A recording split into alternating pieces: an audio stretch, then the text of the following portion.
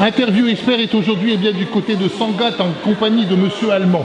Monsieur Allemand, ce soir, nous avons eu l'occasion de voir un feu d'artifice exceptionnel avec une société, on peut le dire, exceptionnelle. Vous pouvez nous la présenter, s'il vous plaît, Monsieur le maire? Oui, bien sûr. Alors, j'ai Frédéric Killy de la société Piradric et puis de la société Wearcraft, Sylvain, qui était à la vidéo et là, donc, à la pyrotechnique. Et je pense que ça a été forcément exceptionnel et ça a été aussi très technique parce qu'il fallait allier la vidéo avec le spectacle pyrotechnique et les yeux, quand ils sont dans le ciel, ils ne sont pas sur les écrans.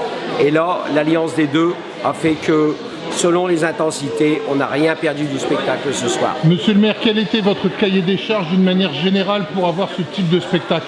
Car il est vrai que d'un côté comme de l'autre, pour représenter quelque chose d'exceptionnel, tel que l'aviation, et puis en même temps présenter bien sûr Blériot, qui effectivement est un élément important de notre région, votre cahier des charges devait être relativement délicat. Alors, oui, tout à fait. Il fallait commémorer deux événements, les 10 ans de la base de voile avant le spectacle, mais il fallait surtout commémorer les 110 ans de Louis Blériot et je voulais que ce soit exceptionnel.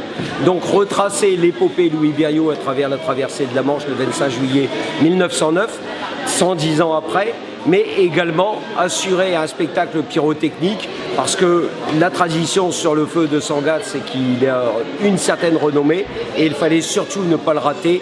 Et cette fois-ci, les moyens qui avaient été accordés au cahier des charges, c'était d'amener quelque chose d'exceptionnel. À travers ce que j'avais vu sur le centenaire de la guerre 14-18 et ce qu'ils avaient su faire auparavant, je crois que j'avais été convaincu et j'ai donné la confiance à ces deux sociétés. D'accord. Donc il y a la société Eurodrop que l'on peut lire effectivement sur le blouson de ce monsieur. Voilà. Alors vous allez pouvoir nous parler un petit peu, c'est vrai qu'un feu d'artifice c'est vraiment particulier, on a l'occasion par moment sur certaines chaînes de télévision de voir un peu ce qu'on peut faire au niveau des feux d'artifice. Parlez-nous un petit peu du côté technique, quels sont les diamètres de boules, quelle est la puissance, allez, on va essayer de parler un petit peu technique ce soir. Avant de parler de tout ça, je vais juste vous dire que dans ce projet c'est plus de 8 mois de travail. 8 mois pour une soirée. Voilà. Ce qu'il faut savoir, c'est que moi, en tant que chef responsable du spectacle, j'alliais tous les corps de métier. Donc on était 20 artificiers, des techniciens, des sonorisateurs, des techniciens vidéo pendant plus de 2 jours et ça fait 8 mois que le projet est en cours. Donc c'est pas 8 mois pour une soirée d'un spectacle, on va dire pratiquement de 25 minutes. 25 minutes.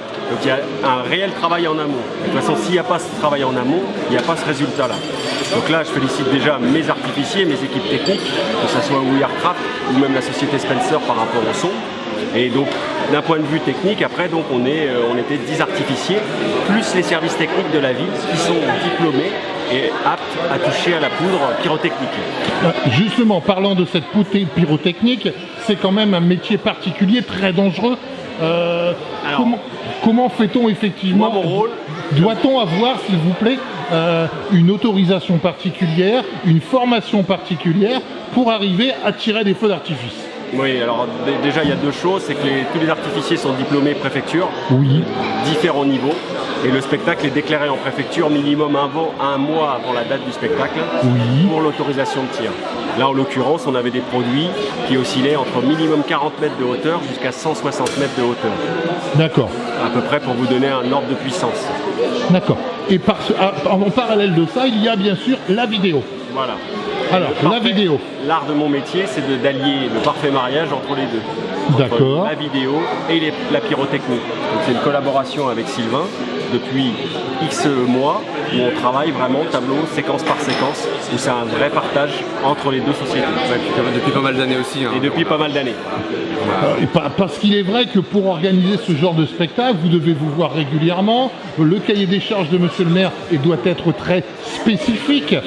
Comment fait-on effectivement pour aller, puisque derrière cela, on a bien vu ce soir qu'il y avait une certaine recherche au niveau de l'histoire, parce que c'était quand même quelque chose d'important. On a eu une histoire de France ce soir, une histoire de l'Europe de l'aviation. C'est Sylvain parler là-dessus. Oui, effectivement, moi mon rôle, c'est de raconter des histoires et de les mettre en images. Après il y a une autre phase où on travaille avec Fred, mais on a la même base tous les deux au départ, c'est cette histoire.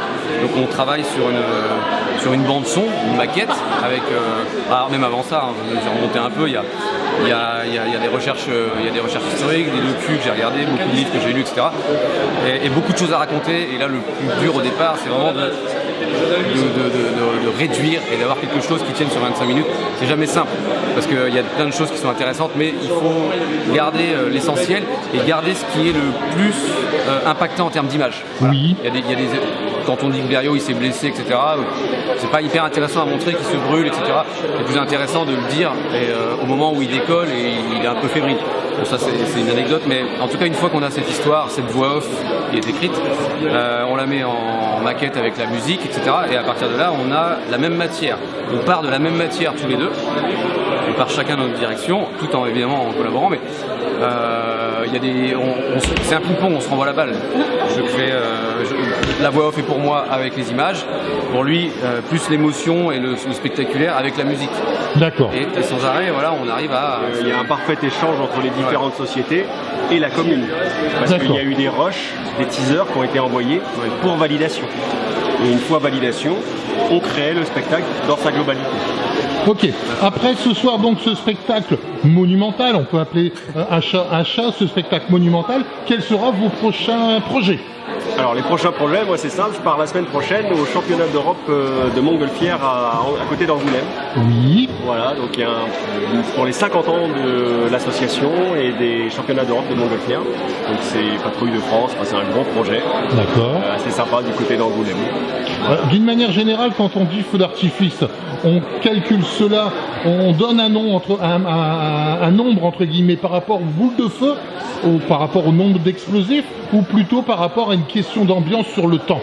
Alors on va parler de milliers de projectiles, on va parler plutôt... Ce soir, combien il y avait de projectiles? Des milliers. Des milliers. Des milliers de projectiles. Ça c'est évident, des milliers de projectiles.